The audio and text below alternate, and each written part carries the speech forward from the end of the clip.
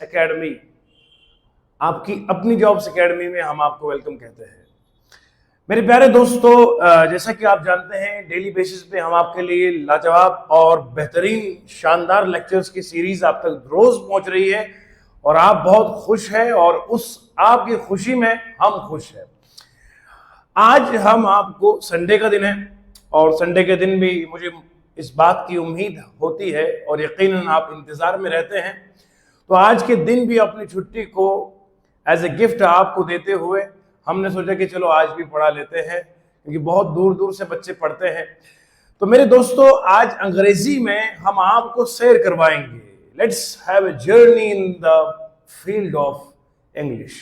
आज इंग्लिश की शेयर करते हैं और मैं अंग्रेजी पढ़ाते हुए अंग्रेजी का इस्तेमाल नहीं करता हूं, क्योंकि मुझे आप लोगों का फ्यूचर बनाना है। मुझे अपना आप मनवाना नहीं है कि मुझे अंग्रेजी कितनी आती है। माशाल्लाह आप लोग जानते हैं, ठीक है जी। चलिए, हमारा कंटेंट हमारी पहचान बनेगा। This content will decide our quality और quantity and the expertise in this field. Okay, so let us have a look and deep thorough study about this topic. मैंने आपके सामने एक क्वेश्चन लिया है जो एसएससी CHSL में पूछा गया था 2023 में। इसी से मैं शुरुआत करूंगा आज अंग्रेजी की पूरी शेयर करेंगे। लुत्फ ना आए तो फिर बताना, कमेंट सेक्शन भरना चाहिए। सर आपने पढ़ाया और मजे का मजा आ गया है। आज इतवार के दिन the recent discoveries have Ryzen hopes about possible applications. SSC CHSL 2023 में यह सवाल पूछा गया है। आप जरा इस सवाल को गौर से देखिएगा। द रीसेंट डिस्कवरीज, जो हाल फिलहाल में डिस्कवरीज हुई है, उनसे उम्मीदें बढ़ चुकी है। इसलिए अबाउट पॉसिबल एप्लीकेशंस, नई एप्लीकेशंस, नई चीजों को करने की उम्मीदें बढ़ चुकी है, जो हाल फिलहाल की डिस्कवरीज हुई है। इस CHSL का सवाल था, इसमें हम लोगों को एरर फाइंड करना था। We have to spot the error. आज हम आपको टेक्निक बताएंगे किस तरीके से हम एग्जाम ओरिएंटेड स्टडी करेंगे। एक हो गया साधारण ग्रामर जो हमने बचपन से पढ़ा था, एक वो ग्रामर जो एग्जाम में आता है। हमें वही पढ़ना है जो एग्जाम में छपेगा, जो छपेगा नहीं वो हम पढ़ेंगे नहीं। अब जरा देखिए, स्पॉट द एरर हमें फाइंड करना है। आराम से पढ़ा रहा हूं, एरर इसमें निकालना है। मेरे प्यारे दोस्तों, कैसे हम एरर को फाइंड करते हैं, देखिए जरा। ये फर्स्ट पार्ट है, यहां ब्लॉक लगा है, इट इज फर्स्ट पार्ट। यहां सेकेंड पार्ट, ये थर्ड पार्ट। हमें बताना है कि किस पार्ट में गलती है। हैव रेज्ड होप्स आएगा, कोई गलती नहीं है। द रीसेंट डिस्कवरीज में गलती है, अबाउट पॉसिबल एप्लीकेशन में गलती है। गलती कहां है भैया? गलती आप तब बता सकते हो जब आपके पास एक परफेक्ट, एक प्रोफिशिएंट नॉलेज होगी ग्रामर की, तब जाकर गलती निकाल सकते। तुक्के लगाने से गलतियां निकलती नहीं है। देखिए जरा, मैं इसको पूरा ग्रामेटिकल एनालिसिस करता हूं। The recent discoveries have risen hopes about possible applications। मैंने इसको पूरा खोल के लिख दिया। ये जो द है, ये आर्टिकल है, इसे हम डेफिनेट आर्टिकल कहते हैं। आर्टिकल है कौन? द में से कौन सा है? आर्टिकल दो तरह के होते हैं, इनडेफिनिट और डेफिनिट। द कौन सा बनेगा? Definite article, right. Discoveries, recent discoveries यहां पर नाउन है और ये जो इसका रीसेंट है इसका एडजेक्टिव है। तो ये सारा द प्लस रीसेंट डिस्कवरीज जो है ये हमारा सब्जेक्ट बनेगा, क्योंकि इसके बारे में हम जिक्र करते हैं। जिसके बारे में हम बात करेंगे वो हमारा सब्जेक्ट बनता है। मिलके बोलो, कम ऑन शाबाश। जो हमारा द रीसेंट डिस्कवरीज, ये द बनेगा आर्टिकल, आर्टिकल में कौन सा? Definite article. रीसेंट क्या बनेगा? रीसेंट इस नाउन को मजीद डिस्क्राइब करता है। जो वर्ड डिस्क्राइब करता है, वजाहत करता है, खोल देता है। डिस्कवरीज तो बहुत सारी होती है मियां, ये डिस्कवरी रीसेंट है, मतलब फिलहाल में होने वाली। वो वर्ड जो नाउन को मजीद डिस्क्राइब करता है, वजाहत करता है, खोल खोल के बताता है, उसे हम कहते हैं एडजेक्टिव कहते हैं। डी साइलेंट रहता है, ये एडजेक्टिव बन गया। ये आर्टिकल द, ये एडजेक्टिव, ये नाउन, अरे भैया यहां लाइन डाल दो, ये पूरा हमारा सब्जेक्ट बनेगा। सब्जेक्ट वो होता है जिसका हम जिक्र करते हैं, जिसकी मैं बात करता हूं, वो हमारा सब्जेक्ट होता है।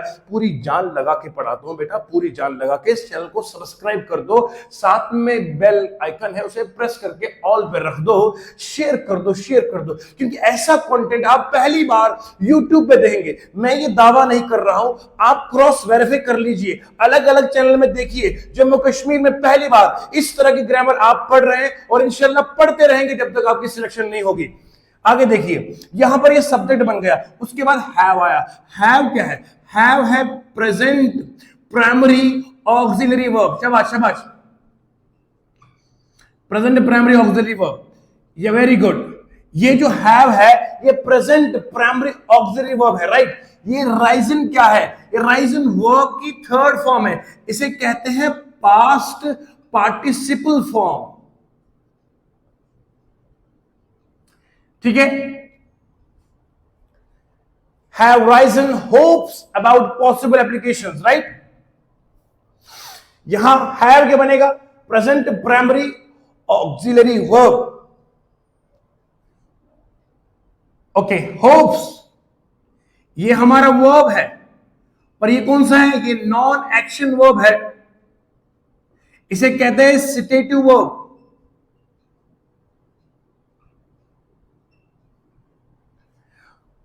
पर यहां पर एज ए वर्ब नहीं एक्ट कर रहा है। यहां ये होप्स जो है यहां वर्ब नहीं है, ना ना ना, याद रखना है, याद। होप, होप्ड, होप्ड, होपिंग इन होप्स, ये वर्ब है होप्स, मगर यहां वर्ब नहीं एक्ट कर रहा है। यहां ये होप्स एक्ट कर रहा है as a object, act as object. यहां पर ये एक्ट कर रहा है एज ए नाउन कर रहा है। शाबाश शाबाश, हम ग्रामर पढ़ेंगे इंशाल्लाह, ऐसी ग्रामर पढ़ेंगे। यूपीएससी आईएएस का बच्चा होगा जो मेरी वीडियोस को वॉच कर रहा होगा, ऐसे राइटिंग में लाजवाब मदद मिलेगा इस ग्रामर से। देखते रहिए। शाबाश शाबाश, समझ में आ रहा है? Very good very good very good, बढ़िया तरीके से, शाबाश शाबाश। द रीसेंट डिस्कवरीज सब्जेक्ट हो गया, have present primary auxiliary verb, Ryzen verb की थर्ड फॉर्म, होप्स असल में वर्ब है, यहां पर एक्ट कर रहा है एज ए नाउन या ऑब्जेक्ट। अबाउट क्या बनेगा? अबाउट मेरे दोस्तों बनेगा प्रीपोजिशन। क्या बनेगा बोलो? प्रीपोजिशन। ओके, पॉसिबल एप्लीकेशंस ये हमारा बनेगा नाउन, राइट। ये एडजेक्टिव हो गया और वो नाउन बन गया। ये पूरा मैंने आपको तोड़ तोड़ के बताया ये पूरा सेंटेंस में वर्ड क्या है, क्यों है, क्या कर रहा है, सब चीजें आपको बता दी। अब मैं बताता हूं गलती कहां है। देखो जरा दोस्तों, यहां सब्जेक्ट पहले आया, फिर हैव आया, हैव के बाद वर्ब की तीसरी फॉर्म आई, फिर ऑब्जेक्ट आया। ये जो आप देख रहे हो सब्जेक्ट है, वर्ब की तीसरी फॉर्म है। ये देखना जरा, सब्जेक्ट है, सब्जेक्ट ये हो गया, वर्ब की तीसरी फॉर्म हो गई, और ये होप्स क्या बनेगा? ये हमारा ऑब्जेक्ट बन गया, ऑब्जेक्ट बन गया। ये अबाउट जो है, अबाउट पॉसिबल एप्लीकेशन, ये इसका रिलेटिव क्लास है, ये एक्स्ट्रा इंफॉर्मेशन देता है। इसको छोड़ दे भैया, यहां तक पढ़ ले, इसमें कोई गलती नहीं है, द रीसेंट डिस्कवरीज में कोई गलती नहीं है। सर गलती कहां है, कैसे पता चलेगा? ग्रामर स्ट्रांग होना चाहिए, ग्रामर बढ़िया होना चाहिए, तो पता चलेगा। देखना जरा, सब्जेक्ट के बाद हैव है, हैव के बाद वर्ब की थर्ड फॉर्म है, फिर ऑब्जेक्ट है, ये बन गया हमारा प्रेजेंट परफेक्ट टेंस बन गया है। क्या बन गया बोलो? प्रेजेंट परफेक्ट टेंस बन गया। क्यों सर, क्यों बताया आपने परफेक्ट टेंस हो गया? भैया अगर हैव आया या हैज आया तो बनता है सेंस प्रेजेंट का, और वर्ब की थर्ड फॉर्म होगी। मैंने पढ़ाया है, लेक्चर नंबर 4 है, प्लेलिस्ट में है। मैंने कहा जो वर्ब की थर्ड फॉर्म होती है वो स्टेट ऑफ एक्शन बताती है परफेक्ट का, तो वो परफेक्ट हो गया। यहां हैव आया, हैव से बना प्रेजेंट, वर्ब की थर्ड फॉर्म से बना परफेक्ट, तो टेंस कौन सा बना? Present perfect tense. क्या बन गया बोलो? Present perfect tense. अब जरा देखिए गलती कहां है। मैं कहता हूं गलती यहां है, ये वर्ड नहीं आना चाहिए, ये राइजन नहीं होना चाहिए। सर क्यों गलती है? ये बिल्कुल वर्ब की थर्ड फॉर्म है, ये तो बिल्कुल सही है। अरे भैया क्या ग्रामर पढ़ाते हो? हाँ, फ्री कोचिंग के नाम पे बच्चों को चूरन बेचते हो। इधर आस्तमगर हुनर आजमाए, तू तीर आजमा हम जिगर आजमाए। हाँ, तुम भी आओ यूट्यूब पे पढ़ाओ, अंग्रेजी के लेक्चर डालो, मैथ के लेक्चर डालो, रीजनिंग के डाल दो, फिर बताएंगे इधर आस्तमगर हुनर आजमाए, तू तीर आजमा हम जिगर आजमाए। चलते हैं आगे। ये देखो यहां पर ये राइजन नहीं होगा, राइजन नहीं होना चाहिए। सर इसके पीछे क्या कारण है? आप क्यों बताते हैं यहां राइजन नहीं होना चाहिए? देखिए जरा मैं यहां मिटाकर आपको समझाता हूं।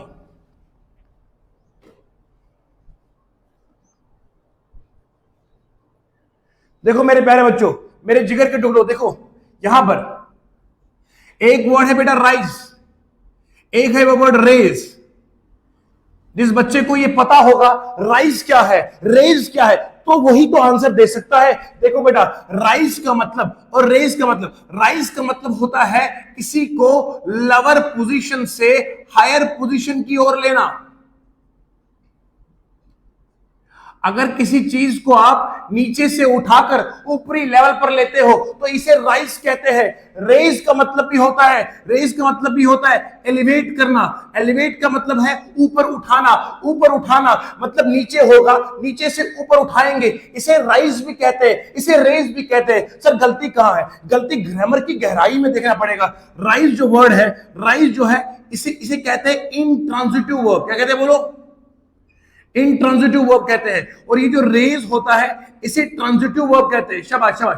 अब कहानी पढ़ेंगे ना, अब समझ में आएगा। ठीक है, मैं ये कह रहा हूं मेरे दोस्तों, इस क्वालिटी पर इस क्वालिटी का इंशाल्लाह मुकाबला नहीं होगा। अंदाजा लगाइएगा, मैं आपको समझा रहा हूं पूरी दिल से, जज्बे से मैं पढ़ा रहा हूं। राइज इंट्रांजिटिव वर्ब है, रेज ट्रांजिटिव वर्ब है। सर इन दोनों में फर्क क्या है? आइए जरा मैं समझाता हूं यहां पर आपको। मैं ये मिटा देता हूं।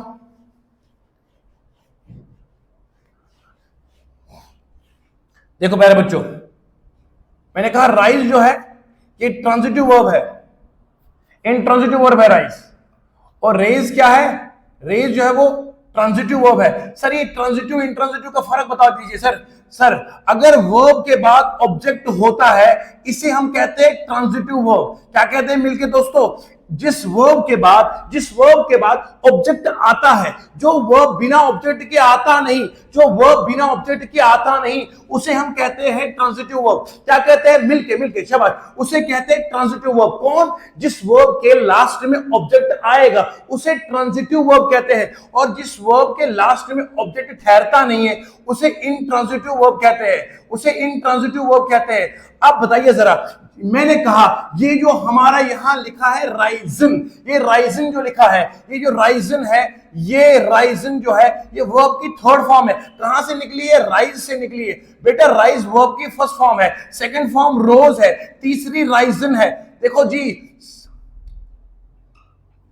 ये राइज जो है ये वर्ब की फर्स्ट फॉर्म है, रोज इसकी सेकंड फॉर्म है, राइजिन इसकी तीसरी फॉर्म है। निकला कहां से? राइज से। राइज खुद क्या है? राइज खुद क्या है? इंट्रांजिटिव, मतलब राइज के बाद ऑब्जेक्ट नहीं आना चाहिए। यहां अगर लिखा है राइजिन लिखा है तो यहां होप नहीं आना चाहिए। मगर आप इस ऑब्जेक्ट को मिटा नहीं सकते, वर्ब को बदलना पड़ेगा। वो ला जिसके बाद ऑब्जेक्ट आ सकता है, वो कौन है? वो रेज है। रेज ट्रांजिटिव वर्ब है। ट्रांजिटिव का मतलब इसके बाद ऑब्जेक्ट आएगा। ये जो हमारे यहां राइजन लिखा है इसके बाद ऑब्जेक्ट आता नहीं, क्योंकि ये जिससे निकला है वो राइज है। राइज खुद इंट्रांजिटिव है, इंट्रांजिटिव का मतलब इसके बाद ऑब्जेक्ट आता नहीं है। तो मेरे कहने का मतलब है ये जो राइजन है इसके बाद ऑब्जेक्ट नहीं आता, तो मैं इस ऑब्जेक्ट को डिलीट नहीं कर सकता, मुझे ये फॉर्म को बदलना पड़ेगा। क्योंकि मेरे पास ऑप्शंस है। मेरे पास ऑप्शन में लिखा है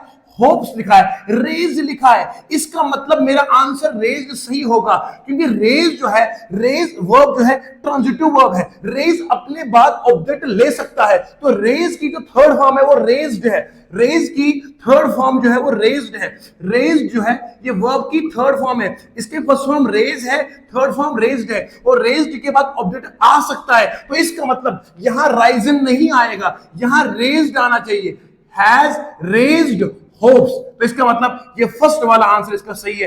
तो देखो सी एडिशन का जो सवाल था मैंने गहराई से बताया, ये आंसर है तो क्यों आंसर है, ये आंसर नहीं तो क्यों आंसर नहीं है, इसे भैया ग्रामर कहते हैं। क्या समझे? ये जुनून, ये जज्बा इंशाल्लाह ये आपको कामयाब करेगा।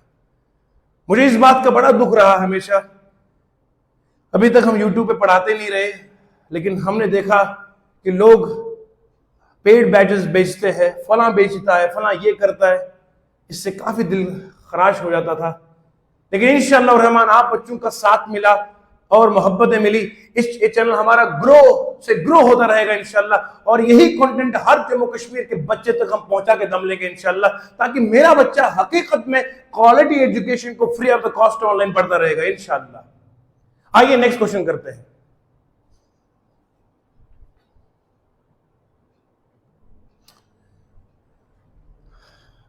मेरे प्यारे दोस्तों देखिए जरा, क्वेश्चन नंबर 2 आपके सामने है। इससे पहले हमने आपको बताया कि दोस्तों लोग समझते थे राइज और रेस एक होता है, हमने आपको खोल खोल के बताया ना जी ना, राइज और रेस एक जैसा नहीं है, राइज और रेज एक जैसा नहीं है, राइज इंट्रांजिटिव वर्ब है, रेज ट्रांजिटिव वर्ब है, यानी कि यहां पर वर्ब के बाद ऑब्जेक्ट लगता है, यहां वर्ब के साथ ऑब्जेक्ट नहीं लगता है, तो दैट इज व्हाई मैंने जो सवाल सिखाया था उसमें हमें हैव रेज्ड आना चाहिए, वो लिख दिया हमने।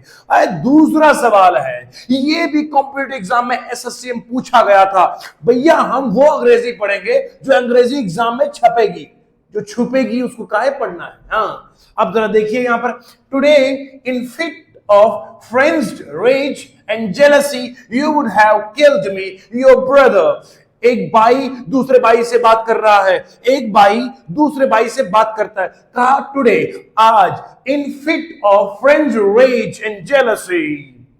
कहने का मतलब ये है, मैं अंग्रेजी में नहीं समझाता हूं, मुझे पता है हमें देसी में बात करनी पड़ेगी, तो ये मैं ऐसा समझाता हूं आपको, ये जो आज का दौर है ना सर हंसते हो या खांसते हो सर, ये जो आज का दौर है इसमें जेलसी, हसद, नफरतों का बाजार गर्म होता है। आज भाई भाई का दुश्मन बन चुका है, किस बुनियाद पर? खुदा माफ करे, खुदा न खास्ता थोड़ा सा जमीन का मसला हो, घर में थोड़ा सा कुछ चीजों का लेन देन में मसला हो, अनबन हो जाए, नोक जोक हो, छोटी सी बात पर गलत फहमी हो जाए, तो एक दूसरे के दुश्मन बनते हैं, वो जो सगे रिश्ते हुआ करते हैं, तो हमेशा बचना चाहिए, रिश्तों में दरार नहीं पड़नी चाहिए, बल्कि सुलह, समझौता, दरगुजर, माफ, ये चीजें अपनानी चाहिए, ताकि रिश्ते हमेशा मजबूत रहे, क्योंकि आखिरकार आपको अपने ही काम आते हैं। इस तरीके से बनाइए रखिएगा इंशाल्लाह। बेहतरीन आदमी वो नहीं होता जो पब्लिक में अच्छा हो, पब्लिक में मियाँ एक्टिंग करनी पड़ती है, बेहतरीन आदमी वो होता है जो घर में अच्छा हो, रिश्तेदारों के साथ अच्छा हो, पड़ोसियों के साथ अच्छा हो, क्योंकि वही आपके साथ हम वक्त रहते हैं। याद रखिएगा इसको। तो यहां एक भाई दूसरे भाई से कहता है, कहा आज के दौर में in fit of frenzied rage and jealousy you would have killed me. ए मेरे भाई, इस दौर में जहां हसद है, जहां नफरतें हैं, जहां गुस्सा है, जहां तकब्बुर है, जहां लालच है, आपने तो मुझे मार दिया हो चुका होता, आपने तो मुझे खत्म किया होता। एक भाई दूसरे भाई से कहता है। अब यहां पूछा गया, बताओ गलती कहां पर है? गलती उसे ही दिखेगी जिसकी वोकैबुलरी स्ट्रांग होगी, जिसका ग्रामर बढ़िया होगा। यहां देखो, यहां जेलसी आपको पता है, एक दूसरे से हसद करना, जलना, दैट इज जेलसी। यहां एक वर्ड लिखा है फ्रेंज्ड, यहां एक वर्ड लिखा है रेज। मैंने दोनों के मीनिंग लिखे। मैंने कहा फ्रेंज्ड का मतलब होता है अनकंट्रोल्ड एक्साइटेड बिहेवियर और इमोशंस। एक भाई दूसरे भाई से बात कर रहा है, कहता हमारे बाप ने ये जमीन बांटी थी, ये मेरी जमीन है, ये आपकी जमीन है, इतने मरले मेरे, इतने मरले आपके हैं। इसी बात पे अनबन हुई, नहीं जी ये मेरी मेरी जमीन है, ये आपकी जमीन है, नहीं ये वाली आपकी है। इसी बात में थोड़ी सी इमोशन जो है उनमें बहाव आ चुका है। नाउ द इमोशंस गश्ड, इमोशन जो है वो फ्लो होने लग गए। अब गुस्सा आ गया, अब गुस्सा बढ़ गया। गुस्सा जब काबू से बाहर हो जाए, इसे रेज कहते हैं, इसे रेज कहते हैं। और जब रेज आ जाता है इंसान फ्रेंजी होता है, इंसान फरी हो जाता है, यानी कि उसके बाद वो अपने अपने हवास पर इख्तियार खो जाता है, वो अपने काबू से बाहर होता है। कब? जब उसका गुस्सा उसके काबू से बाहर हो जाए तो बंदा को पता नहीं होता मैं बोलूं क्या करूं क्या। इस कंडीशन को बोलते हैं फ्रेंज्ड कंडीशन। मगर आप देखिए ये रेज और ये फ्रेंज, ये दोनों सिनोनिम्स है, सिनोनिम है। क्यों? इनकी मीनिंग जो है वो आपस में हम पल्ला है, मीनिंग मिलती है। तो मुझे बताओ ना, अगर मैं यहां पर एक ही वर्ड यहां तो रेज लगाऊंगा तब भी मीनिंग आएगी, फ्रेंज लगाऊंगा तब भी आएगी, तो इसका मतलब है ये दोनों वर्ड्स नहीं आ सकते हैं। तो इसका मतलब यहां गलती है। तो यहां ये नहीं आना चाहिए, फ्रेंज नहीं आना चाहिए। अगर रेज आएगा लेकिन फ्रेंज नहीं आना चाहिए, तो गलती यहां पर है। Today in fit of rage and jealousy, ये बिल्कुल सही है, बाकी सब सही है। रेज आएगा, फ्रेंज नहीं आएगा, बिकॉज दोनों का मतलब एक जैसा है। तो इसे इंग्लिश में कहते हैं सुपरफ्लुअसनेस,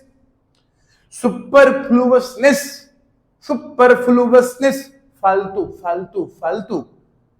दो चीजें जो सेम मीनिंग दे वो ग्रामर में कहां लिखेंगे? हम नहीं लिखेंगे। जो मीनिंग सेम दे वो एक ही बार लिखना है, दो बार लिखने की जरूरत नहीं है। या तो लिखो today in fit of frenzy and jealousy, today in fit of rage and jealousy, इनमें से एक ही वर्ड का इस्तेमाल करना है। तो रेज लिखा है, पहला ये जो फ्रेंज लिखा है ना, ये इसकी सेकंड फॉर्म में लिखा हुआ है, ये गलत है, रेज सही है। तो इसका मतलब है इसका डी वाला पार्ट बिल्कुल सही आंसर है। और आगे बढ़ते हैं, नेक्स्ट सवाल करते हैं।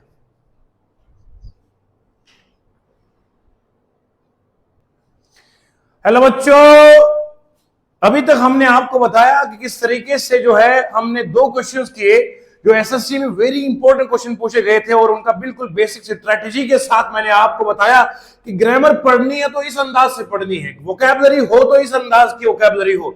अब देखिए, एक वर्ड मैंने आपको बताया था कि इंग्लिश में एक कायदा है, उसे कहते हैं सुपरफ्लुअसनेस, SUP और सुपर FLUOUSNESS, सुपरफ्लुअसनेस। सुपरफ्लुअसनेस का मतलब होता है फ्यूटाइल, फ्यूटाइल का मतलब होता है फालतू, यानी कि अननेसेसरी को बोलते हैं सुपरफ्लुअसनेस। जब इंग्लिश में जब आपके पास एरर स्पॉटिंग का कोई क्वेश्चन दिया जाए, अगर एक सेंटेंस लिखा हुआ है उसमें 2 वर्ड सेम मीनिंग देते हैं, तो फिर दूसरा लगाने की जरूरत क्या है? इस कंडीशन को बोलते हैं सुपरफ्लुअसनेस। तो ये चीज आपको पकड़नी है। ये चीज तब पकड़ में आएगी जब आपने वो साधारण ग्रामर नहीं पढ़ी होगी जो आपको पढ़ाया जाता है इज के नाम पर, वो वाली नहीं। जब आपको इस अंदाज की ग्रामर पढ़ाई जाए कि बेसिक से बेसिक, एडवांस से एडवांस लेवल तक आपको सिखाया जाए, तो तब आप ग्रामर में एरर को सपोर्ट कर सकते हैं। और जिन लोगों को ये गलतफहमी है कि अंग्रेजी जो है वो लास्ट के हफ्ते में हम पढ़ेंगे, हाँ, तो आपकी गलतफहमी है बेटा, ये खुशफहमी मत पालिएगा। ग्रामर वो नहीं है जो लास्ट के हफ्ते में पढ़ाई जाएगी, इसके लिए बहुत मेहनत करनी पड़ती है। आइए जरा नेक्स्ट क्वेश्चन देखते हैं। एसएससी एमटीएस 2022 में सवाल पूछा गया था, ये एरर स्पॉटिंग का है। Marine vertebrates are valuable for many reasons. बताइए एरर क्या इस वाले पार्ट में है, इसमें है या इसमें है? एरर कहां पर है? अरे भैया एरर कब बता पाओगे? जब ग्रामर स्टोच हो। मैरीन वर्टिब्रेट्स, पहले आपको पता होना चाहिए ये लफ्ज क्या है। ये वर्टिब्रेट किसे कहते हैं? VERTEBRATS। एक होता है वर्टिब्रेट, एक होता है इनवर्टिब्रेट। ये वर्टिब्रेट मैंने बचपन में पढ़ा था, अल्लाह हमारे उस्ताद को सलामत रखे, जिन्होंने ऐसी तरबियत करी, ऐसा पढ़ाया था बचपन में, अभी तक नहीं बोला कभी।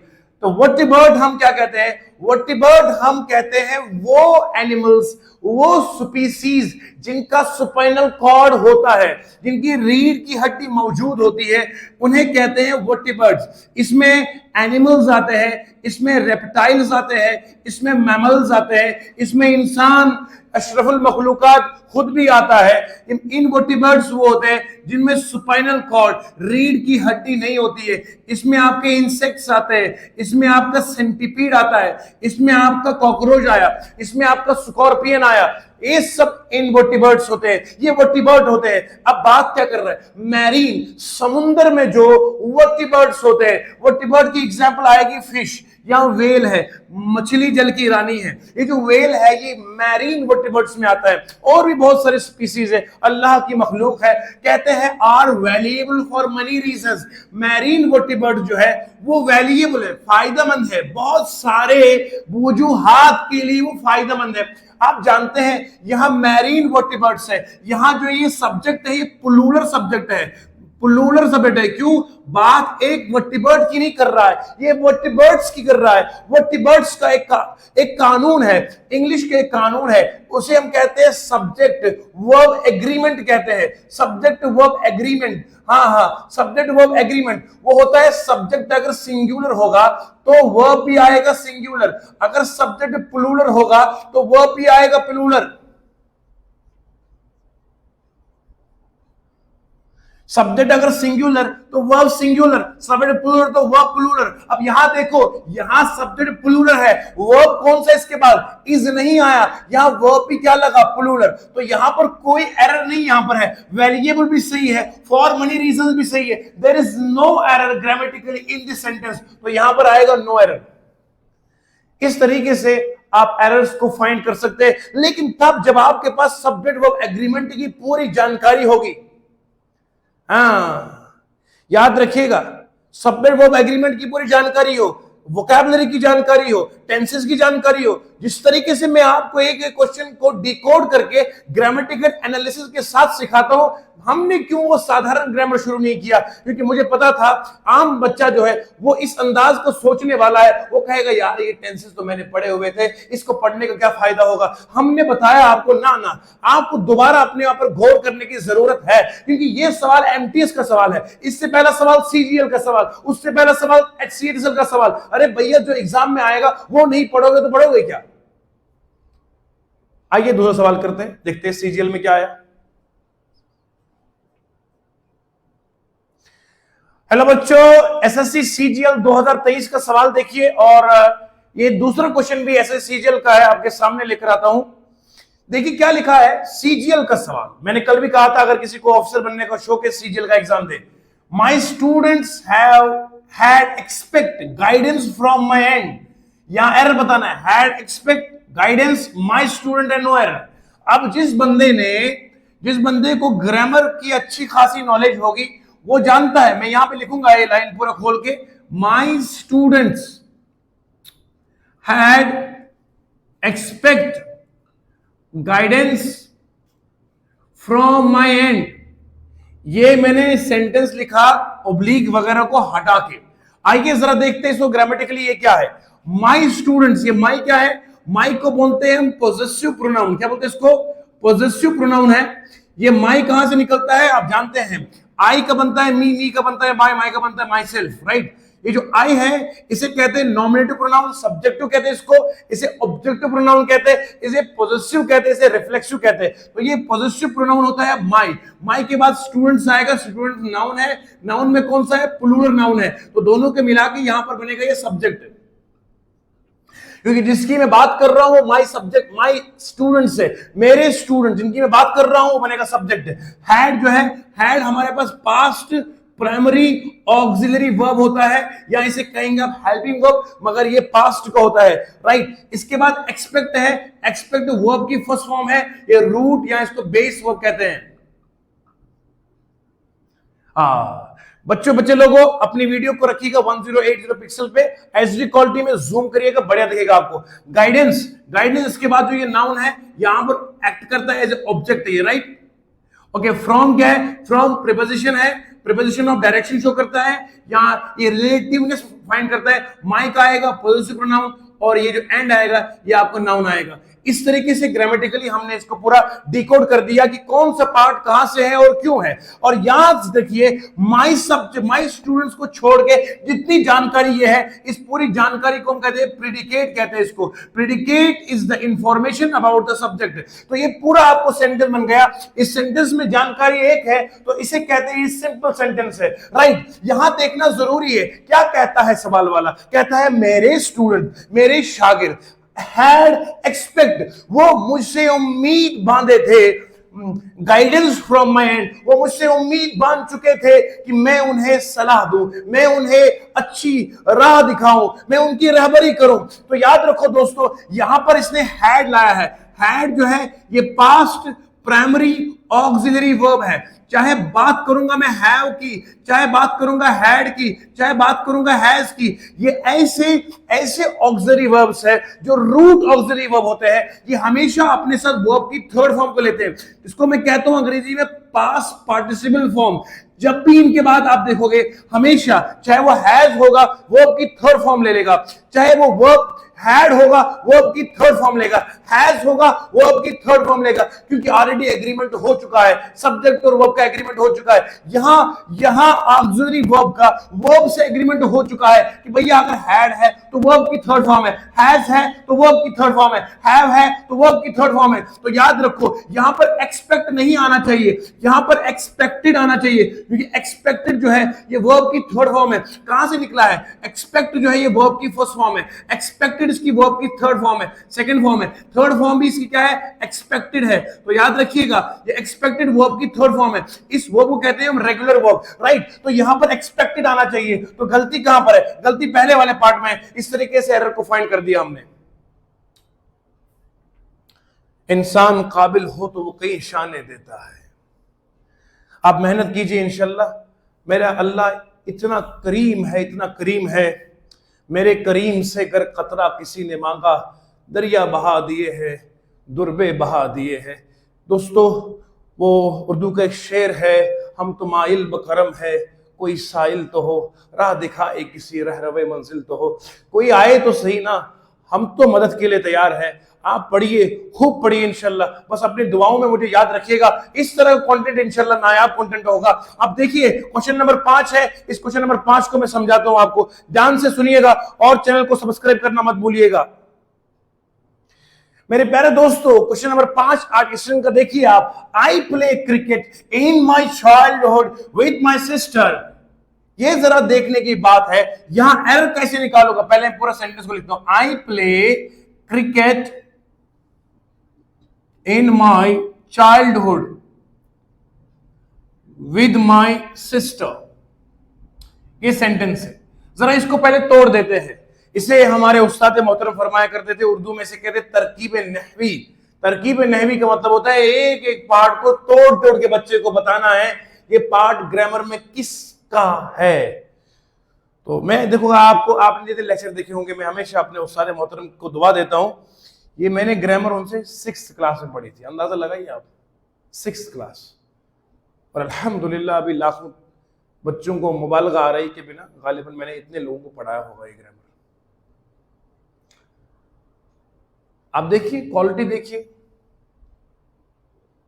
मैंने एक चीज पढ़ी थी, उस्ताद अगर सही हो ना तो गोल पत्थर को इस कदर बना देता है।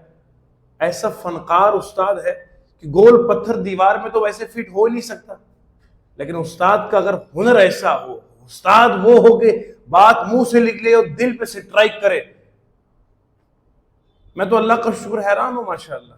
आप हमारी वीडियोस को इतना वॉच करते हैं, मैं हैरत में पड़ गया कि इतना वॉच टाइम एक दिन में आता है। अल्लाह आपको खुश रखे, खुश रहिए आप लोग। I play cricket in my childhood with my sister. I play, I क्या बनेगा मेरे दोस्तों? आई बनेगा सब्जेक्ट बनेगा। वर्ब प्ले क्या है? प्ले वर्ब की फर्स्ट फॉर्म है, रूट फॉर्म है ये। क्रिकेट क्या है? क्रिकेट ऑब्जेक्ट आएगा। इन क्या है? इन प्रपोजिशन है, राइट। इन प्रपोजिशन है। इन माई, माई क्या है बोलो? पॉजेसिव प्रोनाउन है। क्या है बोलो? पॉजेसिव प्रोनाउन है। और प्रोनाउन के बाद नाउन आता है। ये चाइल्डहुड क्या है? ये नाउन है। ये विद क्या है? विद प्रीपोजिशन है। प्रीपोजिशन क्या है? ये बताता है कौन सा एजेंट है, किसके जरिए से हुआ है। With my sister positive pronoun होगा और सिस्टर क्या आएगा? ये नाउन हो जाएगा। राइट, यहां तक आपने इसको नोट कर दिया है। तो ये ग्रामर है सारा। अब आप जानते हैं बात यहां हो रही है बचपने की। आई play cricket in my child with sister. मैं अपनी प्यारी बहन के साथ बचपन में क्रिकेट खेला करता था। So he talks about the past.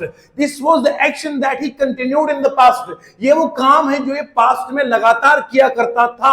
तो जब कोई काम पास्ट में कोई काम लगातार चलता हो और ये हैबिट बन जाए और ये पास्ट में हैबिट था, तो पास्ट हैबिचुअल एक्शन को हमेशा हम एक टेंस से रिप्रेजेंट करते हैं, जिसे कहते हैं पास्ट सिंपल टेंस। तो याद रखिएगा, अगर हमारा हैबिट दो तरह के, एक वो जो हैबिट आज भी बरकरार है तो लगता है प्रेजेंट सिंपल का टेंस। अगर ये हैबिट हुआ करता था तो बनता है पास्ट सिंपल टेंस। तो यहां पर प्ले नहीं आना चाहिए, यहां वर्ब की सेकंड फॉर्म प्लेड आना चाहिए, क्योंकि बात पुरानी आदत की हो रही है, आज नहीं है। खेला करता था तो यहां प्लेड आना चाहिए। तो यहां गलती कहां पर है? यहां सी वाले पार्ट में गलती है। तो इस तरीके से हमने इसको एरर को फाइंड कर दिया। तो एरर क्यों है? क्योंकि जब भी कोई आदत आपके साथ हो जो आज नहीं, जो आदत थी, उस आदत थी के बदले यहां वर्ब की सेकंड फॉर्म आएगी, प्ले नहीं प्लेड आएगा। आइए नेक्स्ट क्वेश्चन की ओर बढ़ते हैं, देखते हैं आपको। अच्छा, यहां ग्रामर याद रखिएगा, अगर हैबिट प्रेजेंट हो, प्रेजेंट हैबिट के साथ याद रखना है प्रेजेंट सिंपल टेंस आएगा। और अगर पास्ट हैबिट है तो क्या आएगा? पास्ट सिंपल टेंस आएगा। और मैं आपको ग्रामर पढ़ा चुका हूं, प्रेजेंट सिंपल कैसे बनता है? वर्ब की फर्स्ट फॉर्म हो, वर्ब की फिफ्थ फॉर्म हो तो बनता है प्रेजेंट सिंपल का टेंस। और याद रखिए, अगर वर्ब की सेकंड फॉर्म हो तो बनता है पास्ट सिंपल टेंस। इस तरीके से याद रखना है। वो जो लोग पढ़ाते हैं, पता नहीं क्या पढ़ाते टेंस, अल्लाह जाने। तो बहरहाल इतनी याद रखना बात कि प्रेजेंट सिंपल टेंस बनता है वर्ब की फर्स्ट फॉर्म से, वर्ब की फिफ्थ फॉर्म से। ये फर्स्ट फॉर्म क्या होती है सर? फर्स्ट फॉर्म को बोलते हैं प्लूरल फॉर्म और वर्ब की फॉर्म को बोलते हैं सिंगुलर फॉर्म। जैसे फॉर एग्जांपल मैं लिखूंगा यहां पे go, went, gone, going and goes. ये वर्ब की 5 फॉर्म्स हो गई है। ये जो गोज है वर्ब की फिफ्थ फॉर्म हो गई है, ये गो वर्ब की फर्स्ट फॉर्म हो गई। अगर गो या गोज में से एक आएगा तो बनेगा प्रेजेंट सिंपल का टेंस बनेगा। अगर गो आएगा, अगर वेंट आएगा वर्ब की सेकंड फॉर्म तो बनेगा पास्ट सिंपल का टेंस बनेगा। ये ऑलरेडी मैंने प्लेलिस्ट में 4 लेक्चर रखे हुए हैं, वहां डिटेल से देखिएगा, लाजवाब मजा आएगा। आइए बढ़ते हैं क्वेश्चन नंबर 5 की ओर। क्वेश्चन नंबर 6 है। हेलो बच्चों, एसएससी सीपीओ टायर 2 का एग्जाम जो हुआ था, आई थिंक 2020-22 का कुछ सवाल है ये। उसमें ये सवाल दिया गया हुआ है, you need to sign these important documents by ink. देखिए जरा इस सवाल को देखते हैं और गहराई से समझते हैं कि इसमें करना क्या हमने है। You need to sign these documents. इस वीडियो को जो पूरा वॉच करेगा एंड तक, लाजवाब तरीके से लिखेगा, मैं उम्मीद रखता हूं इंशाल्लाह वो ग्रामर में लाजवाब काम करेगा। यू क्या बनेगा? सब्जेक्ट बनेगा। यू असल में क्या है? यू है सेकेंड पर्सन प्रोनाउन है ये, और यू यहां पर सिंगुलर भी एक्ट करता है, और यू 2 बार है। I, we, you, he, she, it, they. एक यू होता है सिंगुलर सब्जेक्ट के लिए, एक यू होता है प्लूरल सब्जेक्ट के लिए। ये मॉडर्न ग्रामर बता रहा हूं मैं आपको। यू नीड टू, यहां ये नीड टू जो है, इस नीड टू को बोलते हैं model auxiliary verb. Model auxiliary verb वो होता है जो वर्ब के अंदर एक्स्ट्रा मीनिंग को ऐड करता है। पुराने लेक्चर प्लेलिस्ट में देखिएगा, मॉडल मैंने लाजवाब तरीके से समझाया है। अब देखिए, you need to sign, sign जो है ये वर्ब है और वर्ब की फर्स्ट फॉर्म है। जब भी मॉडल ऑक्सिलरी वर्ब आएगा, याद रखिएगा, कायदे का रूल बता रहा हूं, मॉडल ऑक्सिलरी वर्ब जब भी आएगा तो वर्ब की फर्स्ट फॉर्म ही लगेगी। ओके, दीज, दीज जो है ये हमारा प्रोनाउन होता है, इसे कहते हैं डेमोन्स्ट्रेटिव प्रोनाउन। दीज लगता है नियर के लिए, दोज लगता है दूर के लिए। दीज डॉक्यूमेंट्स, डॉक्यूमेंट्स है नाउन, प्लूरल फॉर्म है, बाय है प्रीपोजिशन, इंक जो है ये नाउन है, इंक दवात जिसे लिखते हैं। अब जरा देखते हैं यहां पर गलती कहां पर है। ऐसे तो लगता है दीवाने कि यहां पर गलती है ही नहीं। You need to sign this documents by ink, बिल्कुल सही है। आपको चाहिए कि इन डॉक्यूमेंट्स को आप इन पर दस्तखत कीजिए। इन जो दस्तावेजात है, जो आपके डॉक्यूमेंट्स है, जो आपके लिखी हुई तहरीरें हैं, इन पे आप साइन कीजिए, इंक से करिए। ऐसा लगता है कि इसमें कहीं गलती नहीं है, पर जो ग्रामर जानने वाले लोग हैं वो बताते हैं इसमें गलती है। सर आपके मुताबिक क्या है? मेरे मुताबिक भी गलती है। क्यों?